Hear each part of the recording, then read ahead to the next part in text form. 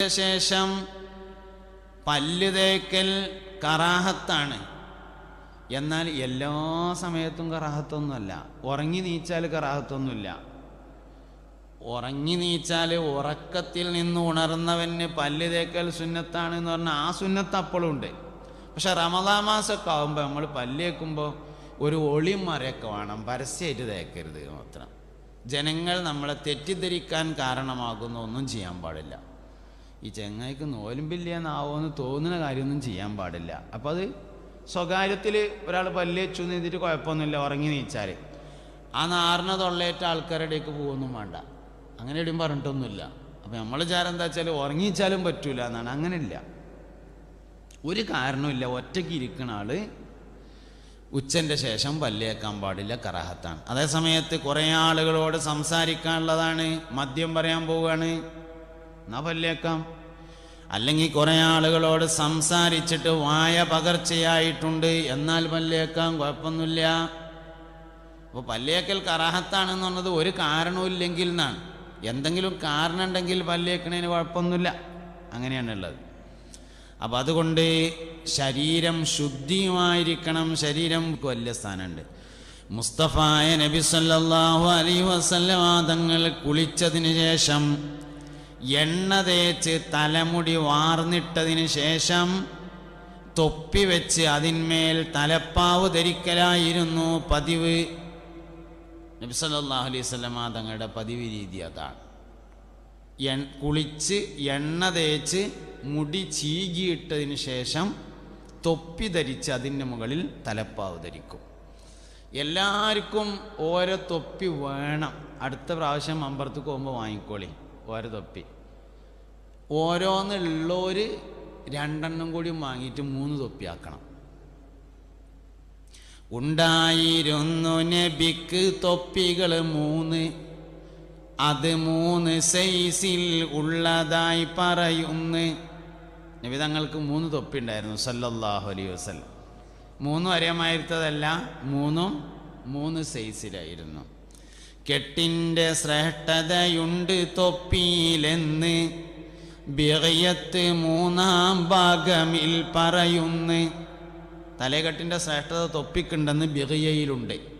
കെട്ടിൻ്റെ ശ്രേഷ്ഠതയുണ്ട് തൊപ്പിയിലെന്ന് ബിഗയത്ത് 3-ാം ഭാഗമിൽ പറയുന്നു. ഉണ്ടായിരുന്നു നബിക്ക് തൊപ്പികൾ 3, അത് 3 സൈസിൽ ഉള്ളതായി പറയുന്നു. നമുക്കുള്ള വേഷവിധാനമിൽ നബിയല്ലേ വർദ്ധിച്ച മാതൃക എന്നതും മറക്കല്ലേ.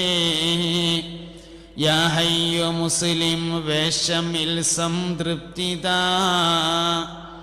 അനുകരണവും അതിനോടു തന്നൊപ്പിച്ചുതാ.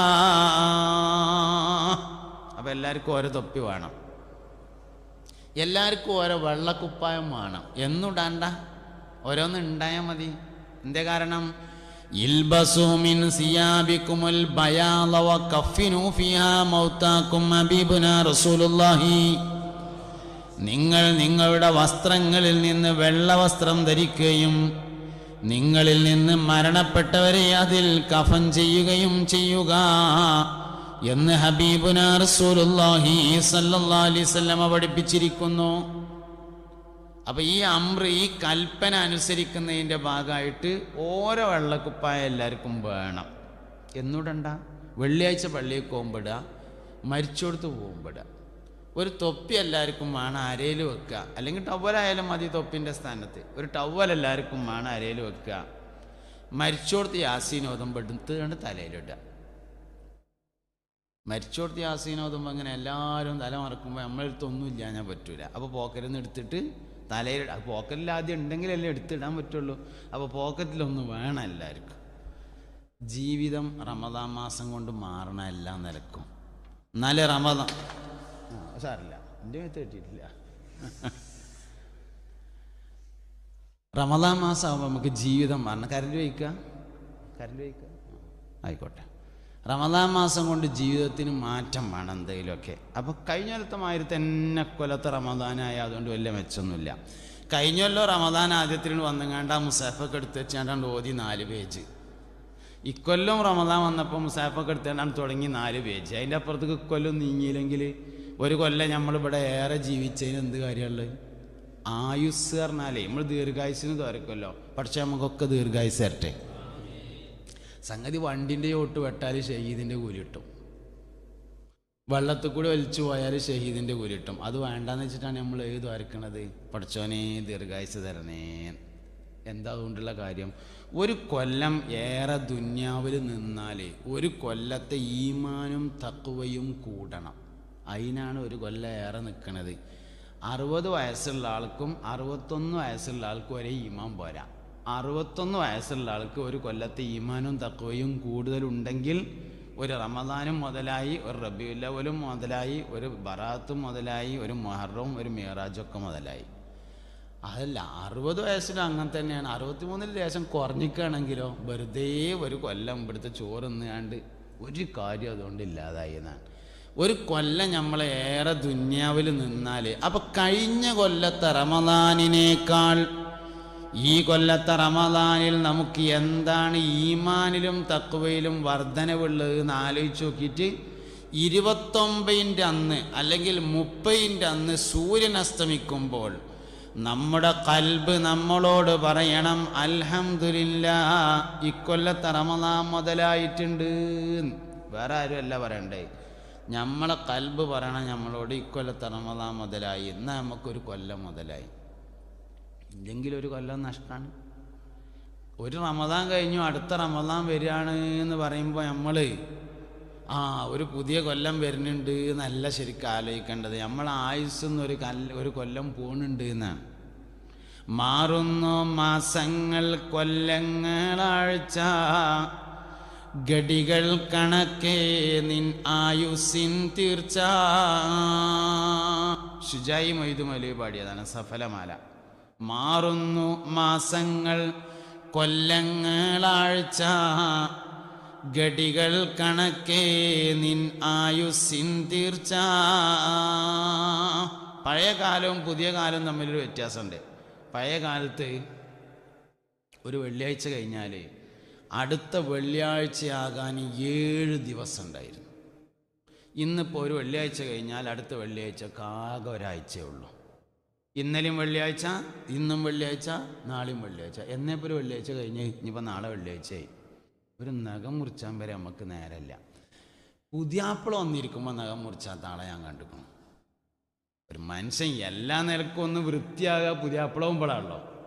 നല്ല തുണിങ്ങുപ്പായൊക്കെ എടുത്ത് താടിമുടിയൊക്കെ ഒന്ന് നേരാക്കി ഒന്ന് ഉഷാറായിട്ട്, എന്നാൽ നിക്കാഹിന് വേണ്ടി പുതിയാപ്പിള വന്നിരിക്കുമ്പോൾ നഖം മുറിച്ചാത്ത ആളെ ഞാൻ കണ്ടിട്ടുണ്ട്. ഒരാളെന്നല്ല, കുറേ ആൾക്കാരെ കണ്ടിട്ടുണ്ട്. പിന്നെ ഇപ്പം എന്നാ ഓൻ മുറിച്ച് കഴിഞ്ഞപ്പോൾ ഓന് വെള്ളിയാഴ്ചയും വലിയൊരുനാൾ ഒരുമിച്ച് എന്നിട്ടും കാര്യമില്ല, മുറിച്ചില്ല. പുതിയാപ്പിള പോകുമ്പോൾ മുറിച്ചാത്ത പിന്നെ അതുകൊണ്ട് നഖം മുറിക്കണം എല്ലാവരും. ഒരു മനുഷ്യൻ്റെ വൃത്തിയുടെ പ്രധാനപ്പെട്ട അടയാളം നഖം മുറിക്കലാണ്. റുക്കൂക്ക് പോകുമ്പോൾ കാലുമക്ക് നോക്കിയാൽ അറിയാം ആൾക്ക് വൃത്തി ഉണ്ടോ ഇല്ലയെന്ന്. അവനാൻ്റെ കാലുമക്ക് ആദ്യം നോക്കിയാൽ മതി, അടുത്തുള്ളവരത് നോക്കണ്ട. അവനാൻ്റെ നോക്കിയാലും കാണുമല്ലോ. കയ്യുമത്തെ പിന്നെയും മുറിക്കും, കാലുമത്ത് മുറിക്കാൻ ഭയങ്കര മടി ആൾക്കാർക്ക്. 10 ഫിത്രത്ത്, 10 പ്രകൃതങ്ങളെ മനുഷ്യൻ സൂക്ഷിക്കണം. അതിലെ ഏറ്റവും പ്രധാനപ്പെട്ടതാണ് നഖം മുറിക്കൽ. നഖം മുറിക്കുക അത് മനുഷ്യൻ്റെ ഫിത്രത്താണ്. കുളിക്കുക, സുഗന്ധം ഉപയോഗിക്കുക. റമദാനിൽ പറ്റൂല, രാത്രി പറ്റും. നോമ്പ് തുറന്നാൽ അത്തായം കഴിച്ചാലൊക്കെ സുഗന്ധം ഉപയോഗിക്കാം. പകൽ മാത്രമേ പറ്റായുള്ളൂ. രാത്രി ഉപയോഗിച്ചതിൻ്റെ വാസന പകലിൽ നിലനിൽക്കുന്നതിന് വിരോധമൊന്നുമില്ല. അത്തായം കഴിഞ്ഞതിന് ശേഷം ശരീരത്തിൽ സുഗന്ധം പൂശിയ ഒരാൾ ആ വാസന നേരം വെളുക്കുമ്പോൾ ഉണ്ടായി എഴുതിയിട്ട് കുഴപ്പമില്ല. പകൽ സമയത്ത് ഉപയോഗിക്കാൻ പാടില്ല എന്നുള്ളൂ. വാസനിക്കണതിന് കുഴപ്പമൊന്നുമില്ല, വാസന തടുത്താൻ നിൽക്കണമല്ല. അപ്പം നോമ്പ് തുറന്നതിന് ശേഷം കുളിക്കലും നല്ലതാണ്. കാരണം എന്താ, നോമ്പ് നോൽക്കുമ്പോൾ വയറ് കാലിയായിട്ട് വിയർപ്പ് കൂടുതലുണ്ടാവും. നോമ്പ് തുറക്കാനാവുമ്പോൾ വിയർപ്പ് കൂടുതലുണ്ടാവും. അപ്പോൾ വിയർപ്പ് കൂടുതലുണ്ടാകുമ്പോൾ നോമ്പൊക്കെ തുറന്ന് വെള്ളം ചെല്ലുമ്പോൾ നല്ലോണം വിയർപ്പ് പുറത്തേക്ക് വരും. അപ്പോൾ നല്ല തേച്ചൊരച്ച് കഴുകണം. ദൽക്കുൽ ആവാ, അംഗങ്ങൾ തേച്ചു കഴുകുക എന്നത് പ്രധാനപ്പെട്ട സുന്നത്താണ്. നാളെ ഒരാളിനോട് ചോദിച്ചു, ഈ ഫിസിയോതെറാപ്പി ഇസ്ലാമിൽ പറഞ്ഞിട്ടുണ്ടോ ചോദിച്ചു. ഫിസിയോതെറാപ്പി ഇസ്ലാമിൽ പറഞ്ഞിട്ടുണ്ടോ ചോദിച്ചു. പറഞ്ഞിട്ടുണ്ട്. അതാണ് ഈ ദൽക്കുല്ലാഹ് എന്ന കിതാബുകളിലൊക്കെ പറഞ്ഞ് ഒതുണ്ടാക്കുമ്പോഴും കുളിക്കുമ്പോഴും ശരീരം തേച്ചുരച്ച് കഴുകണം എന്ന് പറഞ്ഞ സാധനമാണ് ഫിസിയോതെറാപ്പി. അതിന് നമുക്ക് ഒഴിവില്ലാത്തതുകൊണ്ടാണ് പിന്നെ മെഷീൻ വെച്ചിട്ട് ചെയ്യേണ്ടി വരുന്നത്. എന്നും കുളിക്കുമ്പോൾ നല്ലോണം ചാരിയിട്ട് തേച്ചുരച്ച് കഴുകുകയാണെങ്കിൽ ഒരു ഫിസിയോതെറാപ്പി വേണ്ടി വരില്ല. പക്ഷെ നമുക്ക് ഒഴിവില്ല. റമദാൻ മാസത്തിൽ നോമ്പ് തുറന്നതിന് ശേഷം തേച്ചൊരച്ച് കുളിക്കുക എന്നത് പ്രധാനപ്പെട്ട ഒരു വിഷയമാണ്. പ്രത്യേകമായി ഫളിലുള്ള കാര്യമാണ്. അതുകൊണ്ട് റമദാനിൽ നല്ലോണം വൃത്തി സൂക്ഷിക്കണം. എല്ലാ സമയത്തും നമ്മൾ സൂക്ഷിക്കണം. ശരീരം വൃത്തിയാവാനും കൂടിയാണ് യഥാർത്ഥത്തിൽ നോമ്പ്. നിയ്യത്ത് തെറ്റരുത് എന്ന് മാത്രം. അതായത് നമ്മുടെ ശരീരത്തിൽ പ്രധാനമായും ഉള്ള വേസ്റ്റുകൾ, ഒന്ന് മലം, മറ്റൊന്ന് മൂത്രം, മൂന്നാമത്തെ ഒന്ന് വിയർപ്പ്, നാലാമത്തൊന്ന് എയറോബിക് വേസ്റ്റ് എന്ന് പറയുന്ന കാർബൺ ഡൈ ഓക്സൈഡ്. 5 വേസ്റ്റുകൾ നമ്മുടെ ശരീരത്തിലുണ്ട്. ഒന്ന് മലം, മറ്റൊന്ന് മൂത്രം, മൂന്നാമത്തേത് വിയർപ്പ്, നാലാമത്തേത് എയറോബിക് വേസ്റ്റ് അഥവാ കാർബൺ ഡൈ ഓക്സൈഡ്. 4 മാലിന്യങ്ങളെ പുറത്ത് കളയണം. നന്നായിട്ട് മൂത്രയിക്കണം. മൂത്രം എന്ന നിഅമത്തിനോടുള്ള മനുഷ്യൻ്റെ നിഷേധമാണ് മൂത്രസംബന്ധമായ അസുഖങ്ങൾ എന്നാണ്. നമ്മൾ ഏത് അമല് ചെയ്താലും ഭക്ഷണം കഴിച്ചു കഴിഞ്ഞാൽ അൽഹംദുലില്ലാ എന്ന് പറയും. ഏത് നല്ല കാര്യം ചെയ്താലും അൽഹംദുലില്ലാ എന്ന് പറയാം. എന്നാൽ മൂത്രമൊഴിച്ച് കഴിഞ്ഞാൽ മാത്രം ഗുഫ്റാനക അൽഹംദുലില്ലാ എന്നാണ് പറയാം. മൂത്രമൊഴിച്ച് കഴിഞ്ഞാൽ ചൊല്ലണ ദിക്റ് ഗുഫ്റാനക അൽഹംദുലില്ലാഹില്ലദീ അദ്ഹബ അന്നിയൽ അദാ വഅഫാനി. ഗുഫ്റാനക, അല്ലാഹുവേ നിന്നോട് ഞാൻ പൊറുക്കൽ തേടുന്നു, അൽഹംദുലില്ലാ എല്ലാ സ്തുതിയും നിനക്കാകുന്നു. എന്താ ഗുഫ്റാനക? അല്ലാഹുവേ നിന്നോട് പൊറുക്കലിനെ തേടുന്നു. ഒഴിച്ചത് ഏതായാലും ഒഴിച്ചു, ഇനി മേലാലൊഴിക്കൂലെന്ന്. മൂത്രമൊഴിച്ച് കഴിഞ്ഞാൽ ചെല്ലണ ദിക്റാണത്. ഏത്? അത് പിന്നെ ബോർഡ് വെച്ചതുകൊണ്ട് മാത്രമായില്ല, നമ്മൾ ഇറങ്ങുമ്പോൾ ചെല്ലും കൂടിയും വേണം. ബോർഡുകൾ ഇവിടെ ഒക്കെ ഉണ്ട് കുറേ എണ്ണം. പള്ളി മൊത്തം നോട്ടീസ് അയക്കാമല്ലോ. ഇവിടെ ലേശം കുറവുണ്ട്. ചില സ്ഥലത്ത് വന്നാൽ കാണാം പള്ളിൻ്റെ ഉള്ളിൽ മൊത്തം നോട്ടീസ് ഒട്ടിച്ചിട്ടുണ്ടാവും. കയറിനോടത്ത് കാല് കഴുകി കയറുക, തുപ്പരുത്, ഇളകരുത്, അങ്ങോട്ടാക്കരുത്, ഇങ്ങോട്ടാക്കരുത്, മിണ്ടാതിരിക്കുക, സംസാരിക്കരുത്, മൊബൈൽ ഫോൺ ഓഫാക്കുക, കുത്തുബ ശ്രദ്ധിക്കുക, അങ്ങനെ മൊത്തം ആവശ്യമുള്ളത് വെക്കട്ടോ.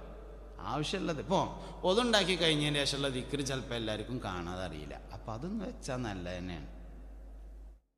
അഷ്ഹദു അൻ ലാ ഇലാഹ ഇല്ലല്ലാഹു വഹ്ദഹു ലാ ശരീക ലഹു വഅഷ്ഹദു അന്ന മുഹമ്മദൻ അബ്ദുഹു വറസൂലുഹു അല്ലാഹുമ്മ ഇജ്അൽനി മിനത് തവ്വാബീന വജ്അൽനി മിനൽ മുതതഹിരീന വജ്അൽനി മിൻ ഇബാദികസ് സ്വാലിഹീൻ. ചിലപ്പോൾ എല്ലാവർക്കും കിട്ടിക്കോണമെന്നില്ല. അതൊന്ന് വെച്ചാൽ നന്നായി. വർത്തമാനം സംസാരിക്കാതിരിക്കണമെന്ന് ബോർഡില്ലായിട്ട് വർത്തമാനം പറയണമെന്ന് ഞങ്ങൾ വിചാരം. അതൊന്നല്ല. ബോർഡ് ഉണ്ടായതുകൊണ്ടും ഉണ്ടായിരിക്കില്ല. അത് ബോധമാണ്. മനുഷ്യന്മാർക്കൊരു ബോധം വേണം, എന്നാൽ ഉണ്ടായിരിക്കും. അങ്ങനെയാണത്. അല്ലാതെ അത് നോട്ടീസിൻ്റെ പ്രശ്നമല്ല.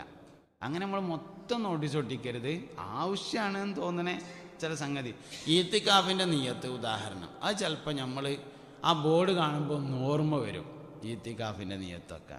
അപ്പം അതൊരു ബോർഡ് നന്നാവും. പള്ളിക്ക് കയറുമ്പോൾ ഉള്ളത്, പള്ളിയിൽ നിന്ന് ഇറങ്ങുമ്പോൾ ഉള്ളത്, ഇങ്ങനെ അത്യാവശ്യമുള്ളതൊക്കെ വെക്കാം. ആവശ്യമില്ലാത്തത് ഇപ്പം ഷർത്തുകളും പറഞ്ഞതൊക്കെ ഇങ്ങനെ കൂടി വരികയാണ്. അതിൽ പെട്ടതാണ് ഇപ്പോൾ മൊബൈൽ ഫോൺ ഓഫ് ചെയ്യുക എന്നൊക്കെ പറഞ്ഞിട്ടുള്ള സംഗതി. അതിപ്പോൾ ഓഫ് ആക്കണോന് അത് ബോർഡില്ലാതെ ഓഫാക്കും. ഓഫാക്കാത്തവൻ എൻ്റെ മൊബൈൽ വെള്ളിയാഴ്ച ജുമാൻ്റെ അടുത്ത് അടിക്കും. വെള്ളിയാഴ്ച ജുമാൻ്റെ അടുത്ത് അടിക്കലുണ്ട് മൊബൈൽ. അത് ബോർഡില്ലായിട്ടാണ്. ബോർഡ് വേറെ. അപ്പം എന്തേ പറഞ്ഞു കാര്യങ്ങൾ? ബോർഡ് വെച്ചതുകൊണ്ട് കാര്യമില്ല. ചെല്ലണം. മൂത്രപ്പെരയിൽ നിന്ന് ഇറങ്ങുമ്പോൾ എന്ത് ചെല്ലണം? ഗുഫ്റാനക, അല്ലാഹുവേ നിന്നോട് ഞാൻ പൊറുക്കലിനെ തേടുന്നു, അൽഹംദുലില്ലാ എല്ലാ സ്തുതികളും അല്ലാഹുവിനാണ്. അദ്ഹബ അന്നിയൽ അദാ വഅഫാനി, ബുദ്ധിമുട്ടി എന്നിൽ നിന്നവൻ ഇല്ലാതെയാക്കുകയും എന്നെ സുഖമാക്കുകയും ചെയ്ത അല്ലാഹുവിന് എല്ലാ സ്തുതികളും. എന്തിനാണ് ഇവിടെ മാത്രം ഹംദിൻ്റെ മുമ്പ് ഒരു ഗുഫ്റാനക? വേറെ ഏതാണെങ്കിലും ഇപ്പോൾ ഭക്ഷണം കഴിച്ചു കഴിഞ്ഞാൽ അൽഹംദുലില്ലാഹ് ആദ്യം. അൽഹംദുലില്ലാഹില്ലദീ അത്അമനി ഹാദാ വറസഖനി മിൻ ഗൈരി ഹൗലിൻ മിന്നി വലാ ഖുവ്വ. അവിടെ അൽഹംദുലില്ലാഹ് ആദ്യം.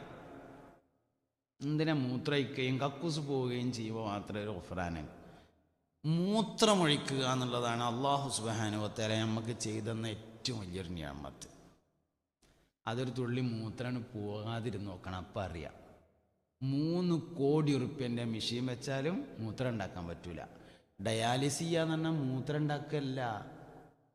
നമ്മളെ രക്തം കേടുവന്ന രക്തം ഒരു മെഷീൻ്റെ ഉള്ളിൽ കൂടെ കയറി അതിൽ നിന്ന് നീരുകളെയും ദുഷിച്ച വസ്തുക്കളെയും നീക്കം ചെയ്ത് ശരീരത്തിലേക്ക് രണ്ടാമത് കൊടുക്കുകയാണ്. അല്ലാതെ മൂത്രം ഉണ്ടാക്കുന്ന പരിപാടിയല്ല. മൂത്രം ഉണ്ടാക്കാൻ അള്ളാഹ് തന്ന ആ മെഷീൻ തന്നെ ഉള്ളൂ, വേറൊരു മെഷീനും നിലവിലില്ല. എന്നാൽ രാത്രി 1 മണിക്ക് മൂത്രമൊഴിക്കാൻ മുട്ടി നമ്മൾ എന്താ പറയുക, പണ്ടാറക്കഞ്ഞിപ്പോൾ മൂത്രമൊഴിക്കാനും മുട്ടുണ്ട്, ഇപ്പം നീച്ചുമാണല്ലോ എന്നാ. എന്താ കാര്യം? രാത്രി 1 മണിക്ക് വന്നാൽ ഒരു 5000 ഉറുപ്പ്യ തരാമെന്ന് ഒരാൾ നമ്മളോട് പറഞ്ഞു എന്ന് വിചാരിക്കുക. മൊബൈലിൽ അലാറം വെച്ചിട്ട് പോകും 1 മണിക്ക്. എന്നാൽ രാത്രി 1 മണിക്കൊന്ന് മൂത്രമൊഴിക്കണമെന്ന് മുട്ടി അങ്ങനെ ഉണ്ടാവും. ഈ ഒലക്ക നാളെ രാത്രി വെള്ളം കുടിക്കൂല. എന്താ കാരണം? മൂത്രം ഞമ്മക്കൊരു നിയമത്തായി തോന്നിയിട്ടില്ല. 5000 ഉറുപ്പ്യ നമുക്ക് വലിയ നിയമത്താണ്, മൂത്ര നിയമത്തല്ല. ഇതാണ് പ്രശ്നം. അള്ളാഹു സുബ്ഹാനഹു വ തആല നമുക്ക് ചെയ്തു തരുന്ന വലിയൊരു നിയമത്താണ് മൂത്രമൊഴിക്കൽ. ഈ നിയമത്തിൻ്റെ നിഷേധമാണ് യഥാർത്ഥത്തിൽ മൂത്രവുമായി ബന്ധപ്പെട്ട പ്രശ്നങ്ങൾ എന്നാണ്. അതുകൊണ്ട് ഗുഫ്റാനക്ക് പടച്ചോനെ ഇങ്ങനൊന്നും ഞാൻ മനസ്സിലാക്കിയിട്ടില്ല, എനിക്ക് പുറത്തു തരണേ. അൽഹംദുലില്ലാ. മനുഷ്യൻ നിഷേധിക്കുന്ന നിയമത്തുകളിലെ ഏറ്റവും വലിയ നിയമത്താണ് മൂത്രമൊഴിക്കുക എന്ന നിയമത്ത് എന്നാണ്. അപ്പം എന്തേ പറയാൻ കാരണം? 4 മാലിന്യങ്ങളിൽ നിന്നാണ് മനുഷ്യൻ ശുദ്ധിയാവേണ്ടത്. ഒന്നാമത്തേത് മൂത്രം, രണ്ടാമത്തേത് മലം, മൂന്നാമത്തേത് വിയർപ്പ്. നോമ്പ് കൊണ്ട് വിയർപ്പ് നന്നായിട്ട് ശുദ്ധിയാവും. വൈകുന്നേരം ആകുമ്പോൾ നന്നായിട്ട് വിയർക്കും. ആമാശയം കാലിയായാൽ വിയർപ്പ് കൂടുതലുണ്ടാവും. ശരീരത്തിൻ്റെ ഉള്ളിൽ നിന്ന് മോശമായ സാധനങ്ങളൊക്കെ പുറത്തേക്ക് പോകും. അപ്പം അങ്ങനെയൊക്കെ പറയുമ്പോൾ എന്നാൽ പിന്നെ ഇനിയിപ്പോൾ നോൽക്ക് തന്നെ. കാരണം ഇപ്പോൾ ഏതായാലും വിയർപ്പൊക്കെ ഒന്നാണ് പോയി. അങ്ങനെയോട് ചിന്തിക്കാനും പറ്റൂല. കൊളസ്ട്രോൾ കുറയാൻ വേണ്ടി നോൽമ്പ് വെച്ചിട്ട് പഠിച്ചോലത്തേക്ക് എന്നാൽ എങ്ങനെ ഉണ്ടാവും? നമ്മളിപ്പോൾ നോൽമ്പ് പത്രത്തിലൊക്കെ കാണാം, ഇങ്ങനെ റമദാൻ മാസമായാലും ഗോപാലിന് നോമ്പാണ്, രാമ്പന് നോമ്പാണ് എന്നുകൊണ്ട് കുറേ നോമ്പുകൾ കാണും. അതൊക്കെ നൊയമ്പാകുന്നു. നോമ്പിന് നീയത്ത് ഷർത്താണ്, നീയത്തിന് ഈമാൻ ഷർത്താണ്. നോമ്പിന് എന്ത് ഷർത്തുണ്ട്? നീയത്ത് നോമ്പിൻ്റെ ഏറ്റവും പ്രധാനപ്പെട്ട ഫറളാണ്, നിബന്ധനയാണ്. നീയത്ത് ആരിൽ നിന്നേ സഹിയാവുള്ളൂ? മുഅ്മിനായ മനുഷ്യരിൽ നിന്ന് മാത്രമേ നീയത്ത് സഹിയാവുള്ളൂ. അപ്പോൾ ഓൽക്ക് നോമ്പെടുക്കാൻ കഴിയില്ല, നോമ്പെടുക്കാൻ ഞമ്മക്കേ കഴിയുള്ളൂ. നീയത്ത് നിബന്ധനയാണ്. നീയത്ത് തെറ്റരുത്. ഇപ്പോൾ ഒരു മോലിയർ ഇങ്ങനെ ഒരു ഓഡിറ്റോറിയത്തിൽ വയത് പറയുകയാണെന്ന് വിചാരിക്കുക. നോമ്പും ആരോഗ്യശാസ്ത്രവും എന്നാണ് വിഷയം. വേറൊരു മോലിയർ അപ്പുറത്ത് വേറൊരു ഓഡിറ്റോറിയത്തിൽ നോമ്പും റയ്യാൻ എന്ന സ്വർഗത്തിൻ്റെ വാതിലും എന്നാണ് വയത് പറഞ്ഞതെന്ന് കരുതുക. എന്നാൽ നമ്മളെന്ത് വിചാരിക്കും? ആ നോമ്പും ആരോഗ്യം പറയണ ആ വയതിനൊന്ന് പോവുക, അതാണ് ഇപ്പോൾ കേൾക്കേണ്ടത് എന്നാണ്. ആഖിറത്തിൻ്റെ കാര്യമൊക്കെ ദുന്യാവിന് വേണ്ടി ചെയ്യാൻ പറ്റിയാൽ ഭയങ്കര ഉഷാറാവും നമ്മൾ. അതാണ് നിസ്കാരം യോഗയാക്കുക. യോഗക്കൊക്കെ പോലെ തുടങ്ങിയതിൻ്റെ ശേഷം അപ്പോൾ നിസ്കാരത്തിലൊക്കെ ഭയങ്കര കോൺസെൻട്രേഷൻ കിട്ടുന്നുണ്ട്. ഇങ്ങനെയൊക്കെയാണ് നിസ്കാരം യോഗയാക്കുക. നോമ്പിനെ നമ്മൾ പിന്നെ വേറെന്തൊക്കെയാക്കി മാറ്റുക. ഇങ്ങനെയൊക്കെയാണ് നമ്മളെ പരിപാടികൾ. അപ്പം അതുകൊണ്ട് നീയത്ത് തെറ്റരുത്. സംഗതി ഇതുകൊണ്ടാണ് ഉണ്ടാവും. സംഗതി നോമ്പുകൊണ്ട് ശരീരത്തിൽ നിന്ന് വിയർപ്പ് ധാരാളമായി പുറത്തേക്ക് പോകുന്നുള്ളതൊരു യാഥാർത്ഥ്യമാണ് വൈകുന്നേരമാകുമ്പോൾ. അതുകൊണ്ട് നോമ്പ് തുറന്നതിന് ശേഷം നന്നായിട്ട് തേച്ചരച്ചിട്ട് കുളിക്കൽ നല്ലതാണ്. പള്ള ബൂന്നാക്കിയിട്ടല്ല കേട്ടോ, അത്യാവശ്യം ചെറിയ നോമ്പ് തുറ എന്ന ഭക്ഷണം കഴിച്ചതിന് ശേഷം കുളിച്ചിട്ട് പിന്നെ ഭക്ഷണം കഴിക്കുകയാണ് വേണ്ടത്. പള്ളക്കൂടി ഇങ്ങനെ ഫുള്ളാക്കിയതിന് ശേഷം കുളിക്കാനൊന്നും പറ്റില്ല. നോമ്പ് തുറ എന്ന കർമ്മം നടത്തിയതിന് ശേഷം നന്നായിട്ട് വെള്ളമൊഴിച്ച് തേച്ചൊരച്ച് കുളിച്ചതിന് ശേഷം ശരീരം വൃത്തിയാവണം, വസ്ത്രം വൃത്തിയാവണം. നമ്മളെപ്പോഴും വൃത്തിയുള്ള ആളുകളായി മാറണം. അപ്പോൾ ശരീരത്തിൻ്റെ വൃത്തി നോമ്പുമായി വളരെ ബന്ധമുണ്ട്, അതിന് ബന്ധമുണ്ട്. അപ്പോൾ ഒന്നാമത്തേത് ശാരീരികമായ വൃത്തിയാണ്.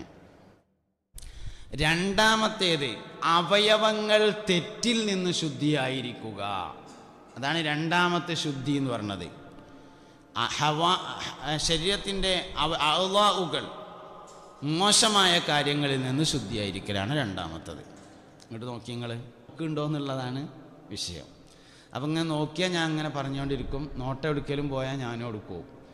ഒരു യാനബിയൊക്കെ ചെല്ല എല്ലാവരും. യാനബി സലാം അലൈക്കും, യാ റസൂൽ സലാം അലൈക്കും, യാ ഹബീബ് സലാം അലൈക്കും, സ്വലവാത്തുല്ലാഹ് അലൈക്കും, അശ്റഖൽ ബദ്റു അലൈനാ വഖ്തഫത് മിൻഹുൽ ബുദൂർ مثل حسنك ما رأينا قط يا وجه السرور يا نبي سلام عليكم يا رسول سلام عليكم يا حبيب سلام عليكم صلوات الله عليكم. രണ്ടാമത്തത് അഅ്ളാഉകൾ, ജവാരിഹുകൾ, അവയവങ്ങൾ തെറ്റുകളിൽ നിന്ന് ശുദ്ധിയായിരിക്കണം. മോശപ്പെട്ട സാധനം കാണാതിരിക്കുക, മോശപ്പെട്ടത് കേൾക്കാതിരിക്കുക, മോശപ്പെട്ടതിലേക്ക് പോകാതിരിക്കുക. ഗീബത്ത് പറയാൻ പാടില്ല. ഗീബത്ത് കേൾക്കാൻ പാടുണ്ടോ? ആവില്ല. ഗീബത്ത് പറയാൻ പാടില്ല എന്നുള്ളത് ശരി തന്നെയാണ്. എന്നാൽ ആരെങ്കിലും ഒരാൾ ഗീബത്ത് പറയുകയാണെങ്കിൽ അവിടെ ഇങ്ങനെ ചിരിച്ചാണ് നിന്ന് കേൾക്കാൻ പാടുണ്ടോ? ആവും പാടില്ല. അവിടെ തന്നെ പോകാറുണ്ട്. നുണ പറയാൻ പാടില്ല. എന്നാൽ നുണ കേൾക്കാൻ പാടുണ്ടോ? ഇല്ല. അത് രാഷ്ട്രീയ ഹാസ്യ കഥാപ്രസംഗമാണെങ്കിലും ശരി. നുണ പറയാനും പാടില്ല, നുണ പറഞ്ഞ കേൾക്കാനും പാടില്ല. പറയാൻ പാടില്ലാത്തൊരു കാര്യം കേൾക്കാൻ പാടില്ല. ചീത്ത പറയാൻ പാടില്ല, അപ്പൊ ചീത്ത കേൾക്കാനും പാടില്ല. ലൈസൽ മുഅ്മിനു ബിത്ത്ആനി വലൽ ലആനി വലൽ ഫാഹിഷി വലൽ ബദീ ഹബീബുനാ റസൂലുള്ളാഹി. ലൈസൽ മുഅ്മിനു, മുഅ്മിനായ മനുഷ്യൻ അല്ല, ബിത്ത്ആനി, കുത്തുവാക്കുകൾ പറയുകയില്ല, വേറെ മനുഷ്യന്മാരെ മേത്തുകൊള്ളുന്ന വർത്താനം പറയില്ല. വലല്ല ആനി, ശപിക്കുകയുമില്ല. പണ്ടാറക്കാലം ചത്തുപോട്ടേന്ന് മൂമിയും പറയില്ല, ശപിക്കുകയില്ല. വലൽ ഫാഹിഷി വലൽ ബദീ, മോശമായ കാര്യം പ്രവർത്തിക്കുകയോ മോശമായത് പറയുകയോ ഇല്ല. മുഅ്മിനായ മനുഷ്യൻ അരക്കെന്ന് കീഴ്പ്പെട്ടുള്ള വർത്താനം പറയില്ല. ഒരു മുഅ്മിൻ പറയണ വർത്താനല്ല അത്. അപ്പോൾ പറയാൻ പാടില്ല. എന്നാൽ വേറെ ആരെങ്കിലും പറയുകയാണെങ്കിൽ കേൾക്കാൻ പാടുണ്ടോ? കേൾക്കാനും പാടില്ല. പറയാൻ പാടില്ലാത്തൊരു സാധനം കേൾക്കാൻ പാടില്ല. ഇതന്നെ അൽ ഐനാനി സിനാഹുമാ അന്നദറു ഹബീബുനാ റസൂലുള്ളാഹി സല്ലല്ലാഹു അലൈഹി വസല്ലം. റമളാൻ മാസമാണല്ലോ. റമളാൻ എന്ന് പറഞ്ഞാൽ അതിൻ്റെ അർത്ഥം കരിച്ചു കളയുന്ന മാസം എന്നാണ്. അതൊരു ശുദ്ധിയാക്കലാണ്, കരിക്കൽ, റേഡിയേഷൻ. കരിക്കണതിൻ്റെ പേരാണ് റേഡിയേഷൻ. റേഡിയേഷൻ ചെയ്യല്ലേ നമ്മൾ. ക്യാൻസർ ഉണ്ടായാൽ എല്ലാ ചികിത്സയും പരാജയപ്പെട്ടാൽ അവസാനം ചെയ്യുന്നതാണ് റേഡിയേഷൻ. ക്യാൻസർ സെല്ലുകളെ കരിച്ചു കളയുക. റമളാൻ റേഡിയേഷൻ്റെ മാസം, കരിക്കണ മാസം. എന്തിനെ കരിക്കണത്? പാപങ്ങളെ കരിക്കണമെങ്കിൽ കരിക്കാൻ മാത്രം ആദ്യം നമ്മളടുത്ത് ഉണ്ട് എന്ന് തോന്നണ്ടേ. നമ്മളിപ്പോൾ ആരെങ്കിലും കൊന്നിക്കണോ? നമ്മളാരെങ്കിലും കൊന്നോ? നമ്മൾ വ്യഭിചരിച്ചോ? നമ്മൾ കള്ളുടിച്ചോ? നമ്മളെന്തെങ്കിലും ചെയ്തിക്കണോ? ഇല്ലല്ല. പിന്നെ ഇപ്പം എന്താ കരിക്കാൻ മാത്രമേ ഉള്ളത് എന്നാണ് നമുക്ക് തോന്നുക. തെറ്റുകളിൽ വെച്ച് ഏറ്റവും വലിയ തെറ്റ് ഗഫലത്താണ്, അശ്രദ്ധയാകുന്നു എന്നാണ്. വാപ്പ കൂടെ ഉണ്ടെങ്കിൽ നമ്മളിങ്ങനെ ബസ് സ്റ്റാൻഡിൽ നിൽക്കുകയെന്ന് വിചാരിക്കുക. കൊണ്ടോട്ടി ബസ് സ്റ്റാൻഡിൽ ഇങ്ങനെ നിൽക്കുകയാണെന്ന് വിചാരിക്കുക. അപ്പം അങ്ങനെ സിനിമ പോസ്റ്റർ ഒട്ടിച്ചിട്ടുണ്ട് ചോരുമ്മേ. വാപ്പ ഒപ്പുണ്ടെങ്കിൽ പോസ്റ്ററുമൊക്കെ നോക്കാൻ കഴിയൂല, സിനിമ പോസ്റ്ററുമൊക്കെ നോക്കാൻ കഴിയൂല. എത്ര സ്ട്രോങ് ഉള്ള വാപ്പയായിട്ടും കാര്യമില്ല. മൂപ്പര് പെരയിലാണെങ്കിൽ നോക്കാതിരിക്കൂല. വാപ്പ നല്ല സ്ട്രോങ് വാപ്പയാണ്, പക്ഷെ മൂപ്പര് എവിടെയുള്ളത്? പെരയില. വാപ്പ എന്ത് വേണം? കൂടെ ഉണ്ടാവണം. മനുഷ്യൻ്റെ